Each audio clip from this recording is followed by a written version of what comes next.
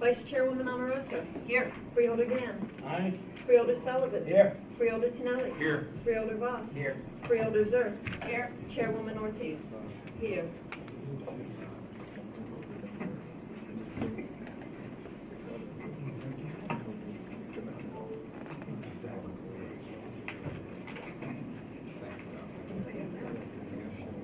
Evidence of a quorum is present. Everyone please rise for the Pledge of Allegiance.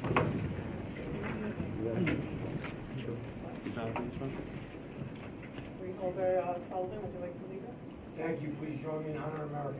I pledge Allegiance to the flag of the United States of America and to the republic for which it stands, one nation, under God, indivisible, with liberty and justice for all. Please remain standing for a moment of silence in remembrance of Mr. Wilson Carter Jackson, Jr., who passed away at the age of 80 on May 22nd. Carter was the Bergen County NAACP president from 2007 through 2009. He also served in the Army during the Vietnam War. Our condolences are with the friends and family of Mr. Carter. He will be missed.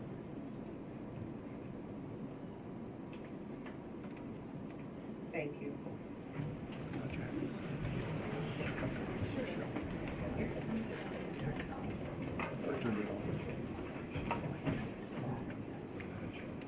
I would like to recognize our host this evening at the Freeholder on the Road public session, Mayor Edward Nunon and council members. Thank you for opening your doors to us tonight and welcoming us into your town. We also thank you for being so helpful in arranging this occasion to bring the work of the freeholders to the residents of River Edge. We would like to express our gratitude for the opportunities to work with you and the council to better the lives of our residents. Mayor or council, would you like to say a few words? Please. Would you state your name, please? Sure. My name is Ellen Busteed. I'm Council President for the Borough of River Edge, and it's my pleasure to welcome the Board of Chosen Freeholders here tonight. The Mayor sends his regrets that he could not attend and address you himself.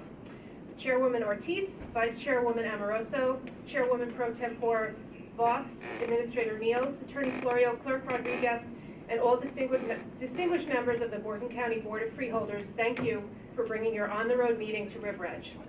It is my pleasure as Council President to welcome you to our chambers. On behalf of Councilwoman Davis, Councilman Canigo, Councilman Gautier, and Councilman Papaleo. I'd like to thank our Borough Administrator Ray Fiorio and the Borough Clerk Stephanie Evans for their assistance in preparing our chambers for your arrival.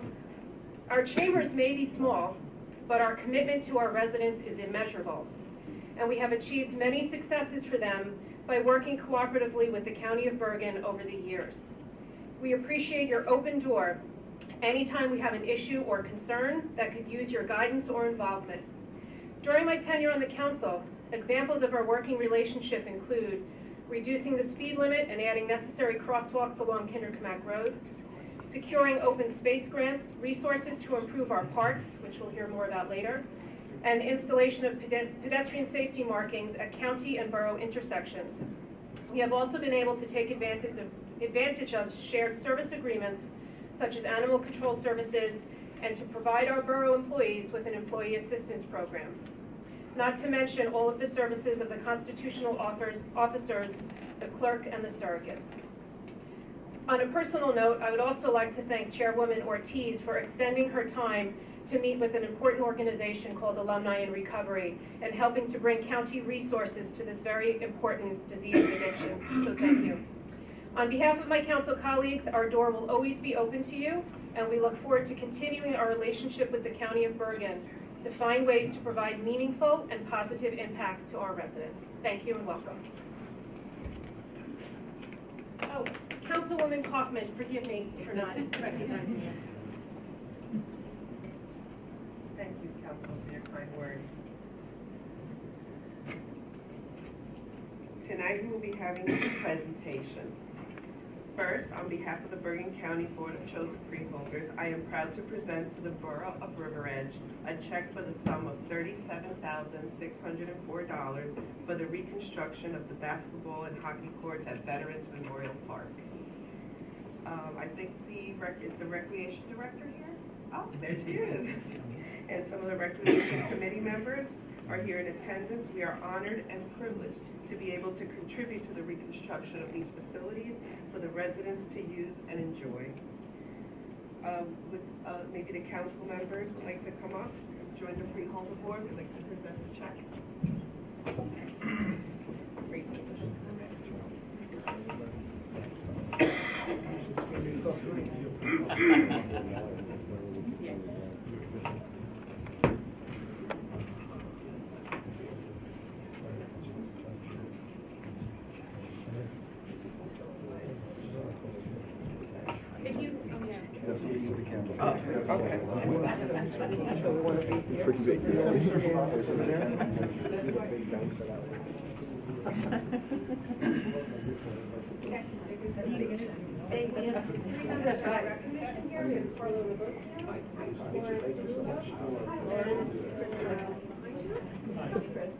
And Carolyn Valdosta, our recreation director. Nice to meet you. Let's get into this little area in the back.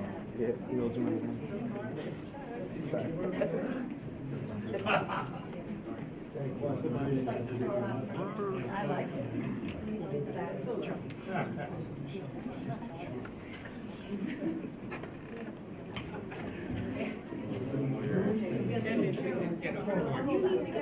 Yeah. I'll shrink that.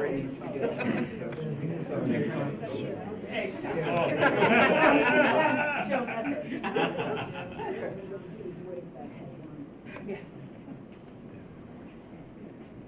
Over here, right? Yeah.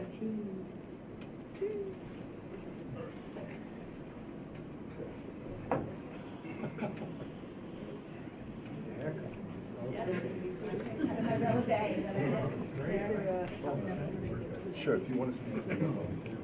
Thank you so much. Thank you. Thank you very much. When do they start construction? Thank you. Our pleasure.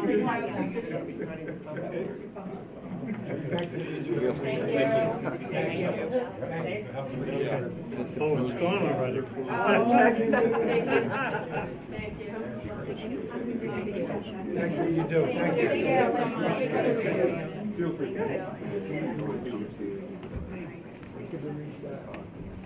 You have a meeting?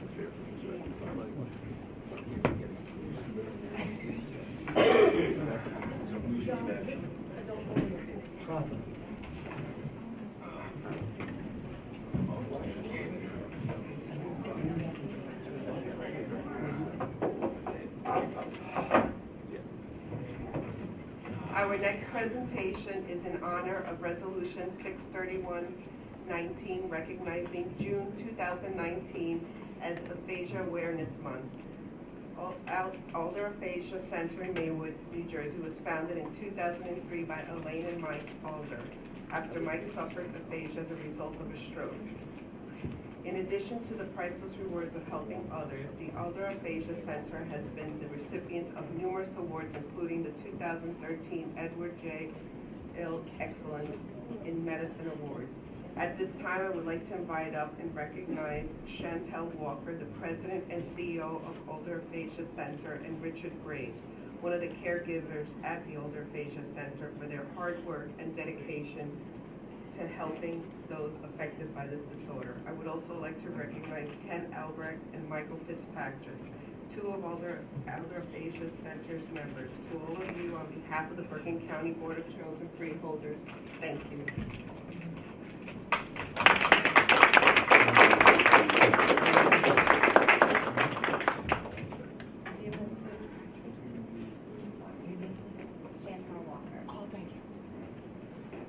I'd just like to thank you all this evening for inviting us here and for acknowledging June as Aphasia Awareness Month.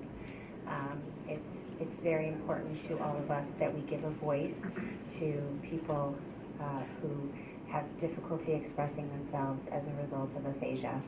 40% of people who have a stroke have a resulting diagnosis of aphasia, which can be a very isolating diagnosis. And we at the Adler Aphasia Center, at our locations in both Maywood, West Orange and around the state are committed to providing services to help ease that isolation and improve communication skills through long-term therapeutic rehabilitation. I'd like to just commend Ken, our member, and Richard here today for joining us, and I thank you for giving us the floor.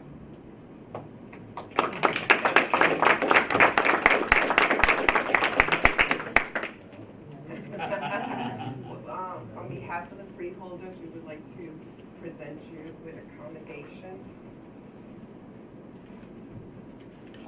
to the administrator and CFO, to Alan P. Negrian, in honor and recognition of many years of dedicated service to the borough. Oh, wait. I'm sorry. This is the wrong one. We don't have that. I think we should. We'll have to get it. Oh, get it? Oh, this is the wrong one. I apologize, but I just want, we'll take a picture together, but I just want to thank you for your program, for your caregivers, and for everything that you do for the residents of Bergen County every day, and care for all the patients that are affected every day. You never know who will be affected by this, but I just want to thank you for all of your hard work and support for everyone. Thank you so much.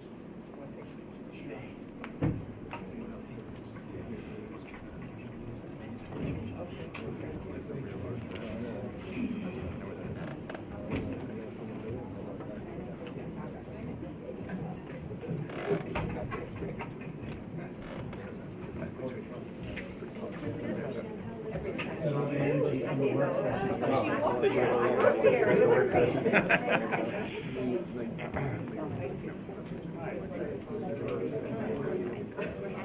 I've done neighbor many, many times, yes, I want to. Oh, there's something special, I'm good. These are my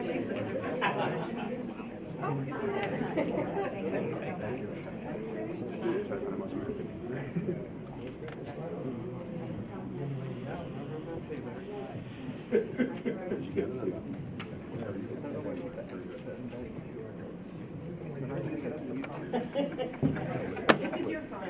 This is my phone, yeah. It's like Listen, take it a little closer. She's so gorgeous. Man among men. I've spoken in front of you before. I wanted to say I appreciated that they've added the contact area for the prisoners, immigration prisoners. I still think, though, I've heard that they have to be strip searched after a contact visit each time. I don't know if you know if that's true or not. That is what I've heard, and I feel like that really is not really like having dignity, especially since a lot of them, I think, don't belong in prison or jail anyway. So I would like to see you in the ICE contract. Logically, and working with the other immigration groups, there's one thing I know about money is once you have it and you're spending it, how are you going to do without it? And I would ask again that you consider the $17 million that comes in, that it just be used for the immigrants that are being imprisoned. And it just, and I also ask you again to maybe spend a night or two in the jail with me. I would do it with you to see if we still think that this is a dignified way to treat people, or if we want to be working towards ending the ICE contracts. If in the days of Japanese American internment, if we said, well, our internment camps are much nicer, would that be a satisfactory answer? I don't think we're doing a service to these people by having them in jail. I just can't see that you would want your mother, your sister, your brother to be being held in jail while they're waiting for a hearing, which is what a lot of them are doing, is waiting for deportation or waiting for an asylum hearing. We know that a bunch more have come recently from the border, so they're not just from New York, so they're not closer to their families. There's a lot of family separation. I just think that if we aren't working towards changing this, getting out of these ICE contracts, then we are, as a county, complicit with ICE. And I know that all of you don't want to do that. I know you're my Democratic representatives. You know, I know that you don't want that. But if we keep taking the money and we keep putting them in there, that's what we're doing. And these are people, human beings. And I know that, and also the way that they're gathering people up to put them in jail is quite a bit racist. You know, my son was just in Florida, and they came on the bus in Fort Lauderdale, which is not near any border, and asked people for papers, but not him. Only people who looked Hispanic. So we have to keep, you know, consider that also, that this is a part of it. And I just ask you, I just ask you to consider ending the ICE contract and consider it soon, please. Thank you. Brian Cameron.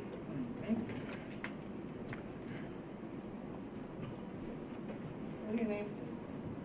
Yeah, yes, my name is Brian Cameron. That's BrianCameron. Thank you. Okay, yes, my name is Brian Cameron. I'm basically a lifelong Borough County resident. I've been here for 40 years. My father grew up here too, in River Edge, this town right up the street. I grew up in Bergenfield. Right now I live in Lodi. And I'm just speaking about immigration. Now, everything they just pretty much said, I find really insulting, especially as a black man in America. I'm telling you right now, it's really insulting to have somebody just come across the border that's not a citizen. There's a legal and an illegal way to do everything. That's stealing. Know what that's theft called? That's theft of political power.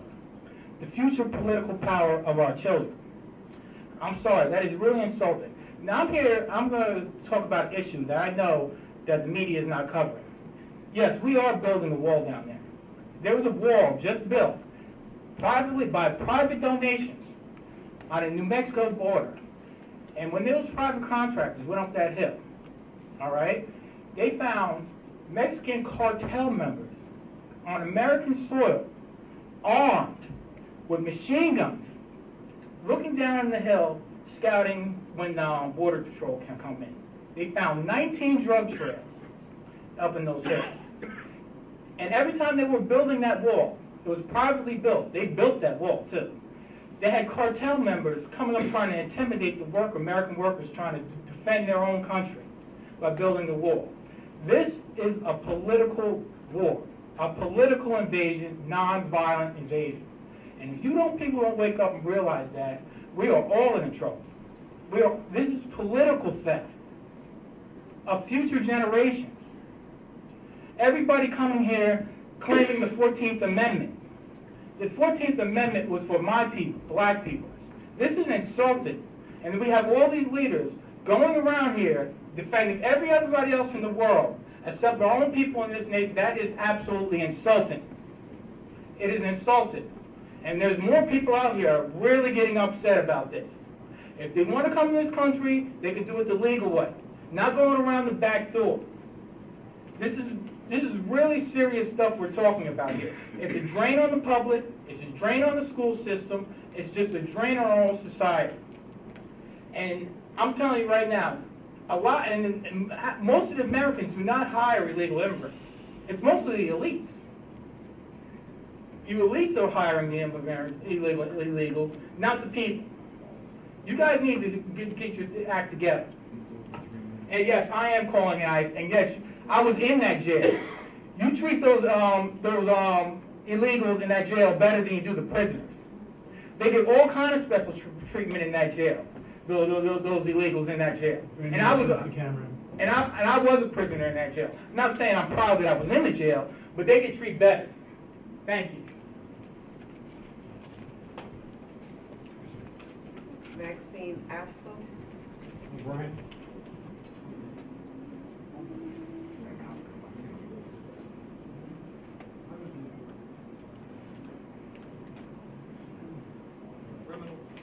Spell your last name, please. AP as in Peter, S as in Sam, E-L. I've been a Bergen County resident for over 40 years. Hold the mic down, Miss Anderson. Can you hear me now? I've been a Bergen County resident for over 40 years. This is the first year that I've ever come to any Freeholder meeting, and it's as a result of the ICE contracts with the Bergen County Jail, because every time I read the newspaper, every time I watch TV, there seems to be more and more of an invasion, but not an invasion from Mexico, an invasion of the American way by an administration that does not care for proper procedure in any way. And I just want to alert you, if you haven't read Tuesday's paper, the headline in the record, "More Migrants Sent to New Jersey Facilities." It includes an indication of how many more will be in the Bergen County Jail as a result of detaining people at the border, not detaining criminals, detaining asylum seekers at the border. This is a change. On May 30th, there was a front page article in the record. New York and New Jersey get 235 border crossers. Up until May 30th, this was not public knowledge.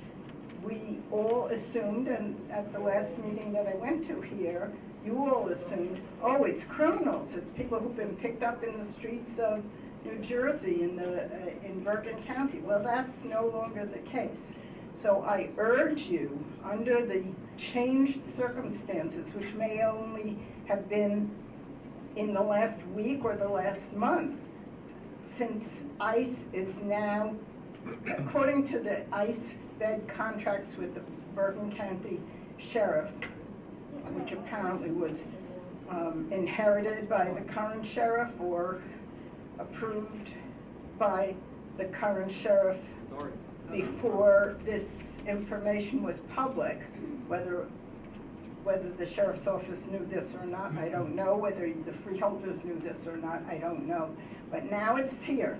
It's a matter of record, in the record, and I think you need to think very clearly about what's next. Are you or aren't you going to reconsider the jail contract, the bed contract with ICE going forward? If you can't at this point end it, you can at least amend it and oversee what's going on, because it's a moving target. 3 minutes. Every day there's going to be an additional increase in population. Corinne Murphy.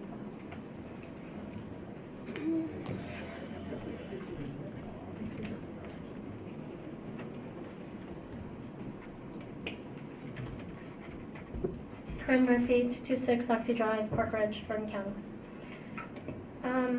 First, I want to request, I think that we need a special session to just talk about immigration. I don't think 3 minutes of so many constituents' time is enough to really have this issue, so I'm publicly requesting to have a separate session meeting where the only topic on the agenda would be talking about immigration.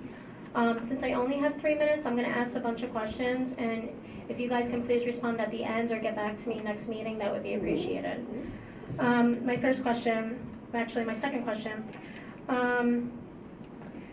I believe that my officials are being deceitful about the Bergen County Jail budget. Essex County Jail proudly announced very recently that they are making money off of their ICE contract. County contracts in California and their leaders have stated numerous times, their freeholders are called supervisors over there, stated numerous times that the reason why they ended their contract in California, they've done in 4 counties now, was because they shouldn't be making profits off the jail. So my question is, one, why was our Bergen County CFO fired? Because I went to them to try to get answers about our budget and I discovered that person was fired. 2, If you're not taking, excuse me, I'm asking questions here. I would like my time. If you didn't take ICE detainees if you didn't take ICE detainees in 2017, and then the bail reform happened, and that legislation happened, how did that impact the jail? If you didn't take these detainees, would there be layoffs? Would portions of the jail close? Would people be transferred? Third question. Pretty much, are you guys lying to us? Are you lying to constituents about the budget? Or are you guys just bad with money? Because all these other counties are profiting off of these jails, and you repeatedly tell us that you guys aren't making money off of this, that the money is just sitting in a big pot, but you can't tell me where it's going. So I need an honest, straight answer. I canvassed for you people, I raised money for you people because I thought you were great Democratic leaders with good values, and I feel that you're being deceitful to me. It is personally hurtful. Next order of business. We keep being told that our immigrants are better off in our jail because they're closer to family and because it's a good, clean, safe jail. Not correct. Are these immigrants from New York? We know that. Most of them are. How about the recent, about 140 immigrants? We can't get a straight answer about how many came. How about the 140 immigrants that recently came to the jail from El Paso, Texas? Where are their families? Are they close to here? I don't think so. Did not some of these immigrants to our jail get transferred over to Essex County? 3 minutes, Ms. Murphy. Again, we need to have a separate session on this. I'm going to pass these out. This was the Essex County, the Homeland Security Office today. Children crying, waiting for their parents to possibly be deported. These are black and brown people. Thank you. Thank you for your time. Disgusting.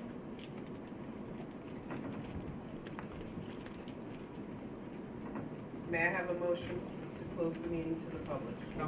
Second. All in favor? Aye.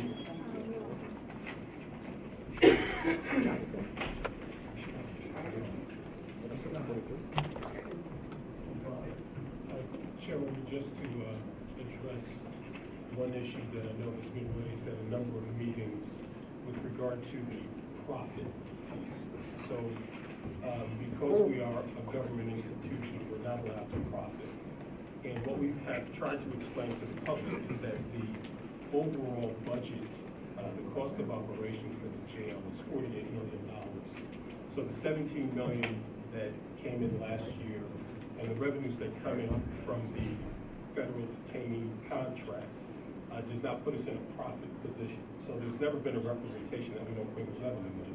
But the revenues, as many of the other elected officials and any government officials here as well know, that goes into funding your overall operations. And there are many operations within the county that are not revenue producing. So therefore, they have to be funded in part by other areas. And just one clarification with regard to the contract. So the state of New Jersey actually has a statute that says we have to accept federal detainees. So there's been a contract in place that sets a rate for the federal detainees, but it is not an ICE contract. So it is not specific to ICE. It is more so very similar to how state prisoners are treated. So state inmates, when they spend time in the county jail, there is also a per diem rate that the state pays to the county as well with regard to that. So not making any political commentary one way or another, but just to kind of bring clarification to the issue that it is not specifically an ICE arrangement. Two different contracts.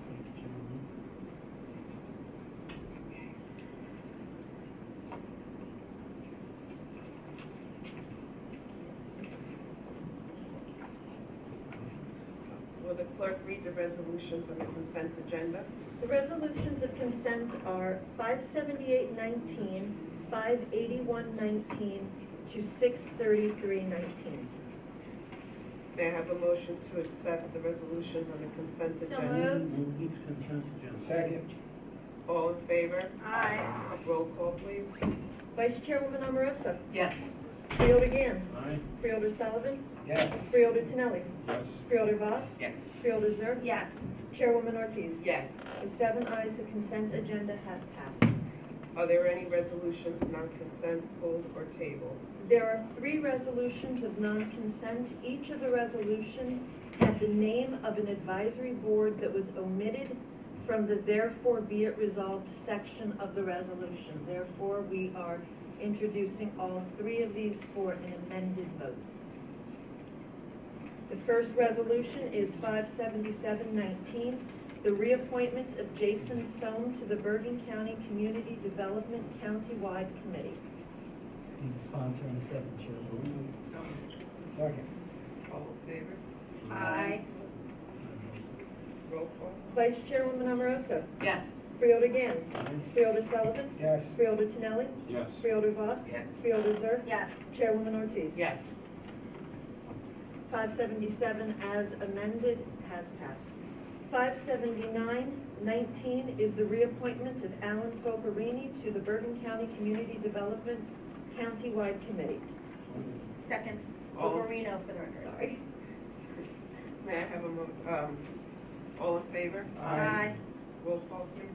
Vice Chairwoman Amoroso. Yes. Freeholder Gans. Aye. Freeholder Sullivan. Yes. Freeholder Tinelli. Yes. Freeholder Voss. Yes. Freeholder Zerk. Yes.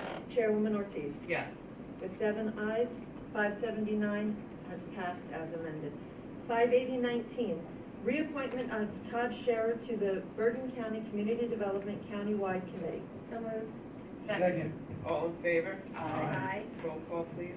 Vice Chairwoman Amoroso. Yes. Freeholder Gans. Aye. Freeholder Sullivan. Yes. Freeholder Tinelli. Yes. Freeholder Voss. Yes. Freeholder Zerk. Yes. Chairwoman Ortiz. Yes. With 7 ayes, 58019 has passed as amended.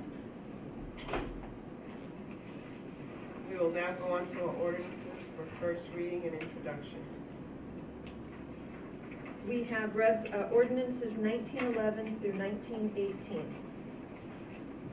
1911 is a bond ordinance providing for various Department of Public Works capital improvements for the County of Bergen, appropriating the aggregate amount of $23,430,500, therefore, including a grant in the amount of $14,150,000 expected to be received from the State Department of Transportation, and authorizing the issuance of $8,835,500 bonds or notes of the county to finance part of the cost thereof. May I have a motion to introduce ordinance 1911 as read by the clerk? Second. All in favor? Aye. Roll call, please. Vice Chairwoman Amoroso. Yes. Freeholder Gans. Aye. Freeholder Sullivan. Yeah. Freeholder Tinelli. Yes. Freeholder Voss. Yes. Freeholder Zerk. Yes. Chairwoman Ortiz. Yes. With 7 ayes, 1911 passes first reading. Will the clerk read ordinance 1912 by title only? Ordinance 1912 is a bond ordinance providing for various capital improvements for the County of Bergen, appropriating the aggregate amount of $4,567,000 therefore, and authorizing the issuance of $4,349,000 bonds or notes of the county to finance part of the cost thereof. May I have a motion to introduce ordinance 1912 as read by the clerk? Second. All in favor? Aye. Roll call, please. Vice Chairwoman Amoroso. Yes. Freeholder Gans. Aye. Freeholder Sullivan. Yes. Freeholder Tinelli. Yes. Freeholder Voss. Yes. Freeholder Zerk. Yes. Chairwoman Ortiz. Yes. With 7 ayes, 1912 passes first reading. Will the clerk read ordinance 1913 by title only? Ordinance 1913 is a bond ordinance providing for various parks and golf department capital improvements for the County of Bergen, appropriating the aggregate amount of $8,498,000 therefore, and authorizing the issuance of $8,093,000 bonds or notes of the county to finance part of the cost thereof. May I have a motion to introduce ordinance 1913? So moved. Second. All in favor? Aye. Roll call, please. Vice Chairwoman Amoroso. Yes. Freeholder Gans. Aye. Freeholder Sullivan. Yes. Freeholder Tinelli. Yes. Freeholder Voss. Yes. Freeholder Zerk. Yes. Chairwoman Ortiz. Yes. With 7 ayes, 1913 passes first reading. Will the clerk read ordinance 1914 by title only? 1914 is a bond ordinance providing for various special services, schools, and technical schools capital improvements for the County of Bergen, appropriating the aggregate amount of $5,045,000 therefore, and authorizing the issuance of $4,992,000 bonds or notes of the county to finance part of the cost thereof. May I have a motion to introduce ordinance 1914? Second. All in favor? Aye. Roll call, please. Vice Chairwoman Amoroso. Yes. Freeholder Gans. Freeholder Sullivan. Yes. Freeholder Tinelli. Yes. Freeholder Voss. Yes. Freeholder Zorc. Yes. Chairwoman Ortiz. Yes. With 7 ayes, 1914 passes first reading. Will the clerk read ordinance 1915 by title only? Ordinance 1915 is a bond ordinance providing for various planning and engineering department capital improvements for the county of Bergen, appropriating the aggregate amount of $12,967,500 therefore, including a grant in the amount of $2,700,000 expected to be received from the State Department of Transportation, and authorizing the issuance of $9,778,000 500 bonds or notes of the county to finance part of the cost thereof. May I have a motion to introduce ordinance 1915? Second. All in favor? Aye. Roll call, please. Vice Chairwoman Amoroso. Yes. Freeholder Gans. Aye. Freeholder Sullivan. Yes. Freeholder Tinelli. Yes. Freeholder Voss. Yes. Freeholder Zorc. Yes. Chairwoman Ortiz. Yes. With 7 ayes, 1915 passes first reading. Will the clerk read ordinance 1916 by title only? Ordinance 1916 is a bond ordinance providing for various Bergen County College capital improvements for the county of Bergen, appropriating the aggregate amount of $1,500,000 therefore, and authorizing the issuance of $1,500 bonds or notes of the county to finance part of the cost thereof. May I have a motion to introduce the So ordinance? moved. Second. All in favor? Aye. Roll call, please. Vice Chairman Amoroso. Yes. Freeholder Gans. Aye. Freeholder Sullivan. Yes. Freeholder Tinelli. Yes. Freeholder Voss. Yes. Freeholder Zorc. Yes. Chairwoman Ortiz. Yes. With 7 ayes, 1916 passes first reading. Will the clerk read ordinance 1917 by title only? Ordinance 1917 is a bond ordinance providing for various capital improvements for the county of Bergen, appropriating the aggregate amount of $1,369,000 therefore, and authorizing the issuance of $1,303,000 bonds or notes of the county to finance part of the cost thereof. May I have a motion to, sorry. May I have a motion to introduce 1917 as read by the clerk? Second. All in favor? Aye. Roll call, please. Vice Chairman Amoroso. Yes. Freeholder Gans. Aye. Freeholder Sullivan. Yes. Freeholder Tinelli. Yes. Freeholder Voss. Yes. Freeholder Zorc. Yes. Chairwoman Ortiz. Yes. With 7 ayes, 1917 passes first reading. Will the clerk read ordinance 1918 by title only? 1918 is our last ordinance. Ordinance 1918 is a bond ordinance providing for various law enforcement capital improvements for the county of Bergen, appropriating the aggregate amount of $8,232,000 therefore, and authorizing the issuance of $7,837,500 bonds or notes of the county to finance part of the cost thereof. So moved. Second. All in favor? Aye. Roll call, please. Vice Chairwoman Amoroso. Yes. Freeholder Gans. Aye. Freeholder Sullivan. Yes. Freeholder Tinelli. Yes. Freeholder Voss. Yes. Freeholder Zorc. Yes. Chairwoman Ortiz. Yes. With 7 ayes, 1918 passes first reading. I just wanted to comment that the reason we had so many ordinances tonight is these are all capital improvements that we had budgeted for earlier in the year in our budget. And we needed to start appropriating and approving the funds for the state and, in the county because we wanted to start a lot of these projects. As you can see, they all range from schools to roads and improvements and bridges, public safety, everything. So I just wanted to let everybody know why we're doing so many of the improvements that we want to start this summer. We will now have the Freeholder Committee reports. Freeholder Voss. Thank you, Madam Chairman. A few things that I would like to speak about because as a history teacher, it's very important that we learn from our history. And on June 4th was the 100th anniversary of the 19th Amendment. Now, if you look up at this dais, you will see the majority are women. And 100 years ago, none of us would have been here. We only have 27 amendments to our Constitution. And I want you to know that it's a very arduous procedure. First of all, you're going to have at least 2/3 of the House of Representatives and the Senate to propose it or have a convention, a constitutional convention with 2/3 of the states. And then to get it ratified takes a very long time. I remember before the 27th Amendment was the 27th Amendment it is now, it was about women's rights. And I worked on that proposed amendment, which never passed, by the way. And in order to get the thing ratified, it has to get 3/4 of the states to accept it.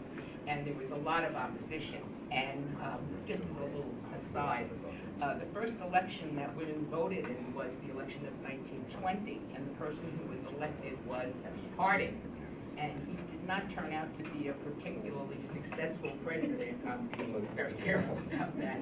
And people said, look what happens when you give women the right to vote. So anyway, that was one thing. The 75th anniversary of D-Day is coming. And to a lot of children, this is ancient history.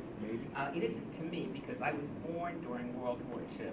And my earliest remembrances were air raids, were blackouts, were rationing, and I thought that's the way the world really was. And fortunately, I lived long enough to be in this wonderful place. But one of the things I used to tell my students was that the majority of young men and women who went into World War II, the greatest generation, were 17, 18, 19 years old, the same age as the seniors in high school. We've got to reaffirm to these kids what sacrifices were made in order for them to live in this wonderful and free society that we have. Things could have been very, very different if D-Day and what happened after that had not been successful. Just as a point, being a senior citizen, I get a lot of scam calls, and I just want to alert everybody, not just seniors, never, ever give your social security number out over the telephone. I got a phone call just this morning saying, this is Social Security calling, and they're giving me a number and saying, if you do not call this number, you will lose your Social Security. Never believe these things, and so many people, fall for these scams, and so please, never give out any of your vital information over the phone. Last week, on Memorial Day, we had some wonderful Memorial Day observations, and in my own town, we had a gentleman who was very, very active in bringing honor to our veterans and being very aware of events that need to be addressed. His name is Jimmy Viola, a very patriotic man, and we renamed our VFW building Corolla, Barber, Viola, VFW in remembrance of him. And I can remember a time when Memorial Day was not being celebrated the way it should be, and thank God there are people like Jim Viola who are bringing it back, and I think almost all the towns in Berkeley County had very nice commemorations. We had the Bergen County Asian American Pacific Islander Week. We are so diverse in this county. I can't even tell you how many different ethnic groups, nationalities, religious groups are here, and we try to give honor to all of them. The Bergen County the Community College, which we call the jewel in the crown, had its commencement, and over 2,000 students graduated with an AA degree, and the community colleges are fantastic, and more people are taking advantage of the possibilities of increasing their education. But without question, Bergen community is very, very special, and the best probably in the state, if not the nation. Fort Lee is a very old town. It goes way back to the Revolution. And it's, if any of you have been there, you see that it has changed tremendously over the last 100 years. But we celebrated last Saturday the 100th anniversary of the library, which is very, very important.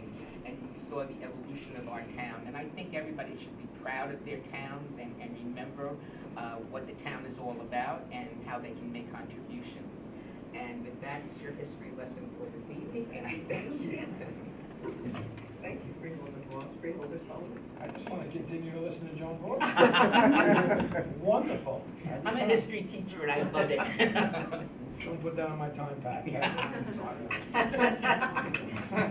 First, I want to thank River Edge Mayor and Council for having us here today. You have a great time, you have great people running it, so thank you for welcoming us into your home. I want to touch on some shared services. Tonight, the board passed resolutions, 2 shared services agreements. Resolution 60319 is an agreement with Fairview for Anderson Avenue drainage improvements. And 62119 is an agreement with Lodi for short-term rental of a county-owned street sweeper on an as-needed basis. Once again, these agreements are at the core of the savings that Bergen County is providing to its residents. With the council people here, I'll just tell you, if there's any shared services you need from the county, please reach out. I'm sure you do. It is a tremendous cost savings for both the municipality and the county. And that's how we here in Bergen County keep our tax rate as low as it's done over the last 3 years. So kudos to the Freeholder board for all that. Memorial Day parades, we all did a whole bunch of Memorial Day parades. I just like to stress that, it's not about a parade, right? It's about the people that serve the country and gave us the freedom that we have today. So I did attend a few, Bergenfield, we had Tri-Borough, which is Montvale, Woodcliff Lake, and Park Ridge, and Rivervale had a parade. So I also attended the graduation of Bergen Community College with a few of my colleagues. It's just a wonderful community college that continues to get better. Please, we talk about stigma-free in other areas. Let's not be stigma-free about college, because it's community college, but it's a fantastic 2-year university that really is a top-notch education. So please, if you're on the fence about where to go to college, don't be stigmatized about going to a community college, because that is the best one in the state. And here in the Freeholder board, we continue to fund it. I'd like to take a moment to recognize Bergen County Sheriff's Department of Corrections, Officer Lieutenant Jeff Keenan of Dumont. Lieutenant Keenan recently made the news for saving the life of his best friend, Jason Hoffler, retired Bergen County Sheriff's Correctional Officer. Specifically, Lieutenant Keenan volunteered for medical testing to see if he was a match with his best friend, who was suffering from kidney failure and needed a transplant to stay alive. Lieutenant Keenan was found to be a match and did not hesitate one bit to become his best friend's bodyguard. I'm happy to announce that today both men are recovering from the transplant, and that it was a success all around. I'm so moved by the story, and I am proud to announce that I have reached out to Congressman of the 5th District, Josh Gottheimer, and formally nominated Lieutenant Jeff Keenan to be a recipient of the Congressman's 5th District Hometown Hero Award. So kudos to him. And the last thing is Pride Month. I just want to wish everyone happy Pride Month. Thank you very much. Freeholder Tonelli? Sure, well, if you wouldn't mind just skipping me one person, I'm trying to find a list. Oh, If you sure. wouldn't mind, thank you. Freeholder Gans? Thank you, Chairwoman. I took the Memorial Day parade route, as many did. I took the opportunity to speak to the crowd, which was a little bit thin, but nonetheless enthusiastic. What I wanted to emphasize as we honor the dead is that there are 22 Americans every day who are veterans who commit suicide based on their service record. This is something, it's time that we do something about. We do a great deal for the veterans who are alive. We do very little to prevent the suicide themselves. I have some other things to chat about, including the Ramadan festivities that many of us took part in, but I think I will pass the rest of it and waive my time back. Thank you. Thank you, Freeholder. Freeholder Zerk? Thank you, Chairwoman. Just to underscore some of what David touched upon, and as so many of my other colleagues did as well, we all went to, I was in Rutherford and Fair Lawn and Teaneck and North Arlington on Memorial Day, and to see these community expressions was something that was so beautiful. but to really pause and remember how we're able to celebrate them because of those who made the ultimate sacrifice is something that I think we all need to just pause and also remember on that day a little bit more emphatically. On the other side of the equation, I have had such a wonderful experience celebrating Pride with so many communities. With Lyndhurst for the first time, with Freeholder Sullivan, with Rutherford for the first time, Glen Rock, Ridgewood, Tenafly today, Englewood, Westwood, Waldwick. Edge is not on that list. We proclaimed Pride Month at our first meeting. Okay, well, we look forward to a flag raising at some point going on in the future because it really is an important expression and opportunity to show all the members of our community that we are embracing them for whatever their identity, whatever their sexual orientation is, especially this past year as we as a board and as an administration engaged in our first LGBTQ Youth Summit. So many of our kids are dealing, especially in this population, are dealing with increased anxiety and depression and bullying and homelessness and so many other challenges. For them to have an opportunity to feel that they are accepted and beloved by their community is something that has been really meaningful for me to see in so many of these towns. And I really want to applaud the now 10 and a half communities that are going, I give Waldwick a half, who are going ahead and celebrating. And likewise, as Freeholder Gans touched upon today, is the Eid. So I want to say Eid Mubarak to all of those in the Muslim community, and hoping that your Ramadan was a meaningful month, and look forward to now being able to join you all for lunch. Speaking of which, we had Mentor Appreciation Lunch today. I had the privilege of having from the Bergen County Academies Michael Pintori as an intern for this entire calendar year, and this was an opportunity for them to say thank you, but for also us to say thank you to them for their service. And it was, I look forward to having other engagement with the Bergen County Academies going forward, and having more interns, and really want to thank Michael on the record for his wonderful work in this course of this year. In the past week as well, both went to the Korean Community Center. They had a seminar for individuals in the Korean community who are having children transition, 14 to 21-year-olds who are dealing with disabilities and who are trying to obtain information on how to navigate the system. I'm thrilled to see that kind of engagement from the Korean community and to see an active partnership with KCC going forward so that we can continue to disseminate information about the wonderful services that we're all, the Freeholder Voss I know, and I and others on this board are working so hard to make sure are available to our post-21 community of those who are uniquely abled. I want to just pause for a moment and say a special thank you. So, this past Friday, we celebrated the retirement of a beloved county employee, someone who was a mentor to me. I worked on her first assembly race when I was in my early 20s, and she was one for me who showed that women could lead, that women could bring their voices to the table.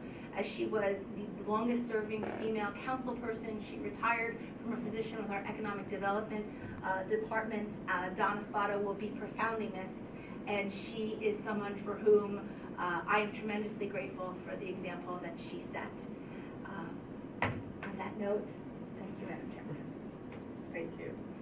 Freeholder Rosa? Sure. It's very nice to be back in this chamber.